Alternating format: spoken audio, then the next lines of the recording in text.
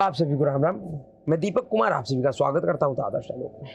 दोस्तों, आप सभी से निवेदन है कि वीडियो को देखिए, लाइक कीजिए, शेयर कीजिए और चैनल को सब्सक्राइब कीजिए। दोस्तों, 2 जुलाई को प्रधानमंत्री नरेंद्र मोदी जी लोकसभा में अपने संबोधन के दौरान भारत विरोधी, सनातन विरोधी कांग्रेसी इकोसिस्टम को सख्त चेतावनी दिया। प्रधानमंत्री नरेंद्र मोदी के उस चेतावनी के बाद देश में जो एक बड़ा राष्ट्रवादियों का वर्ग है, उनके अंदर एक उम्मीद जगा था इस बार कि शायद अब प्रधानमंत्री नरेंद्र मोदी और उनका जो सिस्टम है, जो सरकार है, वह भारत द्रोही, सनातन द्रोही एजेंडाधारियों के खिलाफ कठोर कार्रवाई करेगा। जैसा कि प्रधानमंत्री नरेंद्र मोदी जी ने लोकसभा में कहा था, उन्होंने चेतावनी देते हुए कहा था। ऐसा शायद आजाद भारत के राजनीतिक इतिहास में पहली बार हुआ है कि कोई प्रधानमंत्री सदन में खड़ा होकर देश विरोधी इकोसिस्टम को इस तरीके का चेतावनी दिया हो।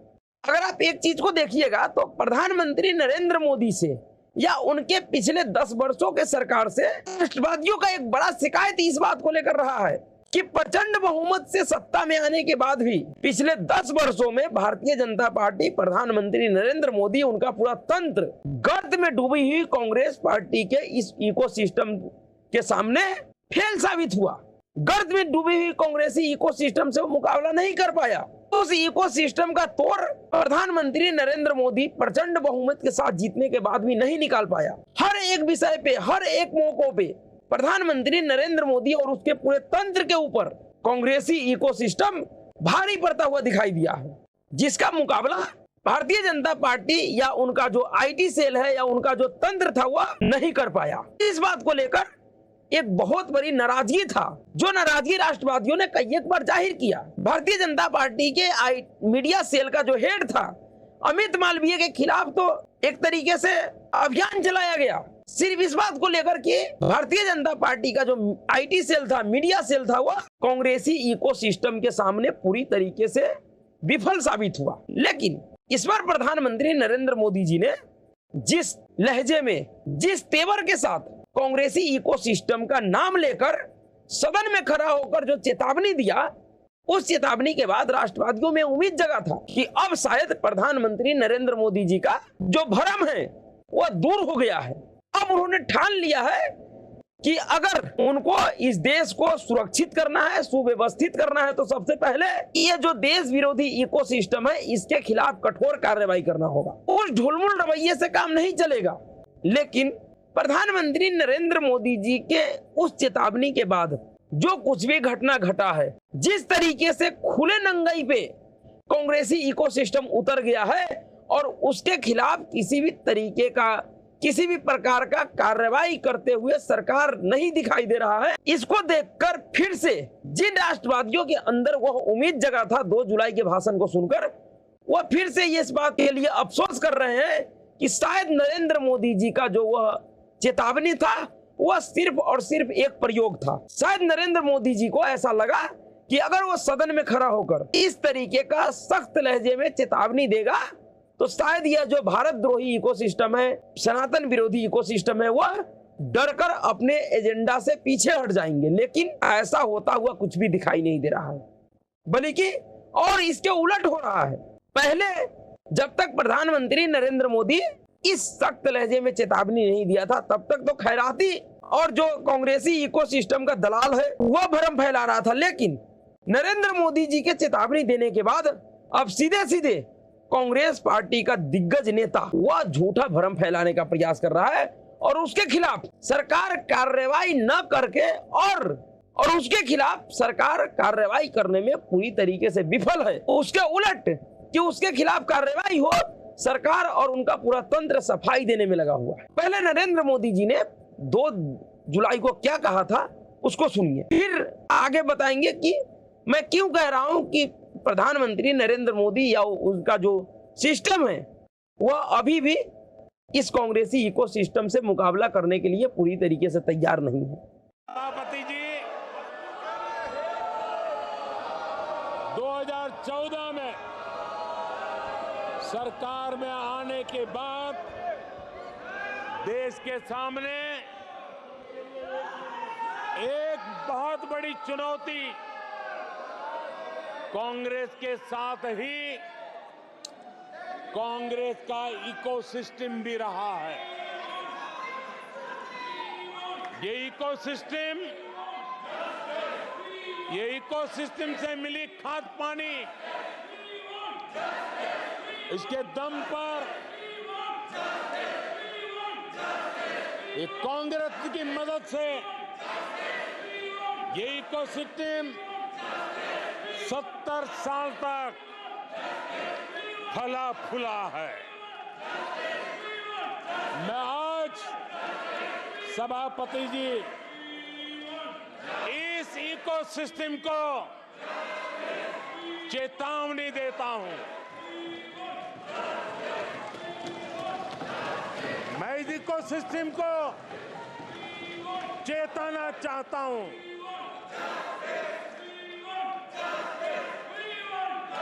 इकोसिस्टम की जो हरकतें हैं,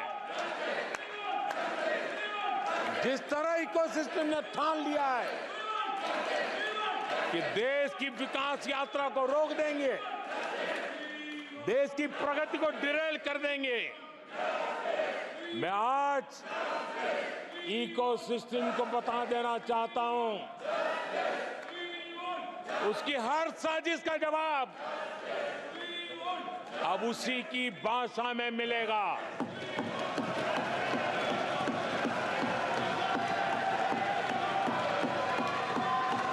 यह देश विरोधी साजिशों को कभी भी स्वीकार नहीं करेगा। जी हाँ, आप सभी लोगों ने देखा कि किस लहजे में, किस तेवर के साथ प्रधानमंत्री नरेंद्र मोदी जी उस कांग्रेसी इकोसिस्टम का नाम लेकर उसको चेतावनी दिया। लेकिन प्रधानमंत्री नरेंद्र मोदी जी के इस चेतावनी के बाद जिस तरीके का नंगई कांग्रेसी इकोसिस्टम और खुद कांग्रेस नेता और लोकसभा में विपक्ष का नेता राहुल गांधी ने किया है, दिखाया है, वह इस देश के लिए बड़ा ही खतरनाक था। लेकिन उसके बाद भी सरकार ना तो उसके खिलाफ कोई कार्रवाई किया और ना ही किसी तरीके का कोई जवाब आया सरकार की तरफ से। कार्रवाई करने के बजाय राहुल गांधी के उस झूठे आरोप पे सरकार और उनका पूरा तंत्र सफाई दे रहा है। मामला क्या था? मामला था अग्निवीर से जुड़ा हुआ। राहुल गांधी, जिसके लिए खुद प्रधानमंत्री नरेंद्र मोदी ने उसी दिन लोकसभा में ही कहा था कि कांग्रेस पार्टी और उनके नेताओं के मुंह में झूठ का खून लग गया है। कांग्रेस पार्टी और उसका नेता वह आदमखोर जानवर बन चुका है, जिसके मुंह में खून लगने के बाद वह सिर्फ और सिर्फ खून के प्यासे रहते हैं। यह प्रधानमंत्री नरेंद्र मोदी जी का शब्द है सदन के अंदर। वह राहुल गांधी अगर अग्निवीर को लेकर झूठा भ्रम फैला रहा है, वह राहुल गांधी जो सीधे सीधे एक व्यक्ति का नाम लेकर एक व्यक्ति का झूठा वीडियो बनवाकर जारी कर रहा है और उस झूठ के सहारे देश के करोड़ों युवाओं के मन में सरकार के एक महत्वाकांक्षी योजना के खिलाफ जहर भर रहा है।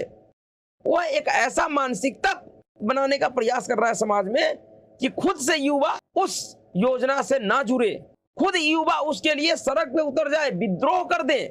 जिस तरीके का षड्यंत्र राहुल गांधी अग्निवीर के नाम पे कर रहा है, कांग्रेस पार्टी अग्निवीर के नाम पे कर रहा है, अगर वह अपने षड्यंत्र में कामयाब हो जाता है तो फिर इस देश के सेना में एक सशस्त्र विद्रोह हो सकता है। और इसका तैयारी राहुल गांधी और कांग्रेस पार्टी कर रहा है। जिस तरीके का रवैया सरकार का है कि कांग्रेस पार्टी के नेता झूठ बोलते हैं और सरकार उनके खिलाफ काम करने के बजाय उनके झूठ को भी, उनके झूठ पे भी सफाई देती है।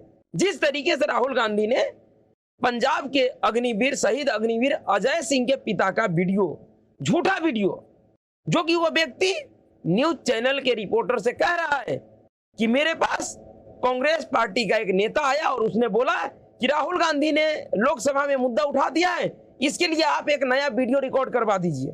क्योंकि अजय सिंह का जो पिता है, अजय सिंह के परिवार का लोग है, वह खुद इस बात को स्वीकार कर रहा है कि उनके पास जो सेना का पैसा है वह 50 लाख रुपए का जो सहायता राशि है वो 3 से 4 महीना पहले, यानी कि लोकसभा चुनाव होने से पहले पहुंच चुका था। उसके बाद 48 लाख रुपया 10 जून को लोकसभा चुनाव के खत्म होने के बाद अभी 10 जून को मिला है।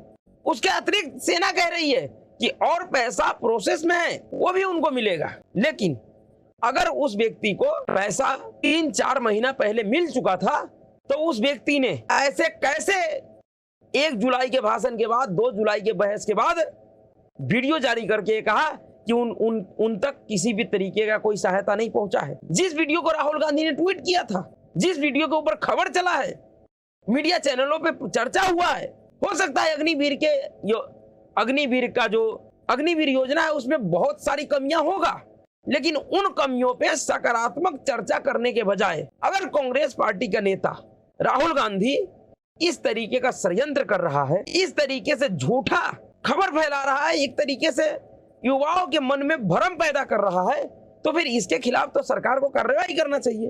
अगर प्रधानमंत्री नरेंद्र मोदी सदन में खड़े होकर कहते हैं कि कांग्रेसी इकोसिस्टम के खिलाफ कठोर कार्रवाई होगा, अब उसको उसी के भाषा में जवाब दिया जाएगा, तो फिर राहुल गांधी के इस झूठ के बाद उसी के भाषा में जवाब क्यों नहीं दिया गया? सरकार किस बात का इंतजार कर रही है?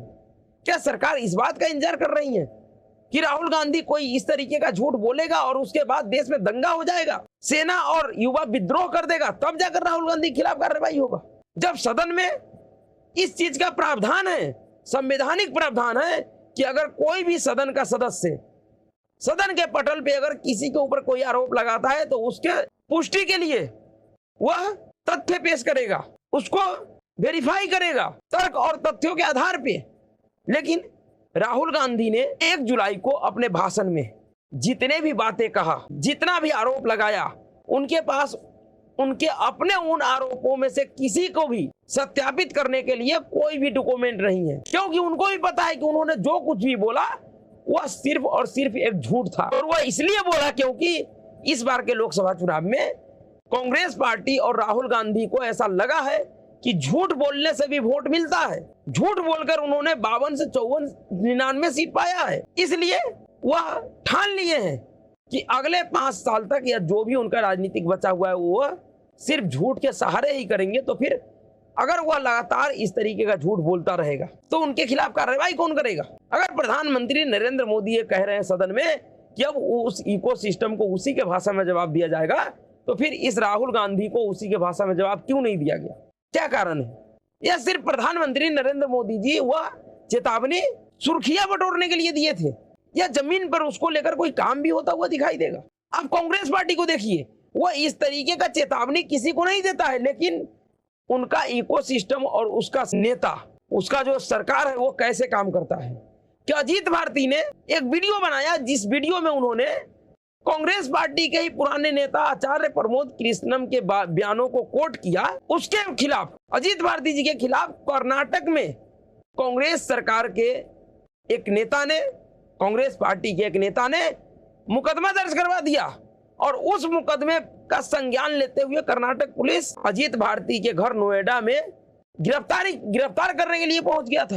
तो ये उनका इकोसिस्टम है जो पूरी तरीके से प्लानिंग के साथ काम करता है और जमीन पे दिखाई देता है। और एक प्रधानमंत्री नरेंद्र मोदी जी का इकोसिस्टम है, उनके पार्टी का इकोसिस्टम है जो ऐलान करने के बाद भी जमीन पे काम करता हुआ दिखाई नहीं देता है। और जब इस तरीके का स्थिति होता है तो कहीं ना कहीं उन राष्ट्रवादी समर्थकों में हताशा और निराशा बढ़ता है। उनको ऐसा लगता है कि उनके साथ छल हो रहा है, उनको बेवजह चने के झाड़ पर चढ़ाया जा रहा है। और यही स्थिति है जो धीरे धीरे अब भारतीय जनता पार्टी या उनके सरकार या उनके सिस्टम से राष्ट्रवादियों का भी मोह भंग होने लगा है। वो भी उनके खिलाफ बोलने लगे हैं क्योंकि उनके मन में पीड़ा है, जो पीड़ा पिछले 10 सालों से वो लेकर चल रहे हैं। जो उम्मीद था कि प्रधानमंत्री नरेंद्र मोदी की इस चेतावनी के बाद खत्म हो जाएगा, लेकिन अभी भी जैसा स्थिति है उसको देखकर नहीं लग रहा है कि जो राष्ट्रवादियों का पीड़ा था वह अभी खत्म होने जा रहा है। आगे खत्म होगा या नहीं होगा मुझे नहीं पता, लेकिन फिलहाल जिस तरीके का परिस्थिति है, जिस तरीके का नंगा नाच विपक्ष कर रहा है देश में, हर एक मुद्दे को लेकर झूठा खबर फैलाने का, झूठ बोलने का, झूठा प्रचार करने का, और उसके ऊपर जो सरकार और सिस्टम का चुप्पी है, उसको देखकर तो ऐसा ही लग रहा है कि अभी भी शायद भारतीय जनता पार्टी या उनका सरकार, उनका सिस्टम कांग्रेस पार्टी के इस इकोसिस्टम से लड़ने में सक्षम नहीं है। अभी भी उनको बहुत कुछ करना है इस इकोसिस्टम से लड़ने के लिए। प्रधानमंत्री का ऐलान काफी नहीं है। देखिए आगे क्या होता है, क्या उस इकोसिस्टम के खिलाफ कार्रवाई होता है या नहीं होता। तो अभी के लिए इतना ही।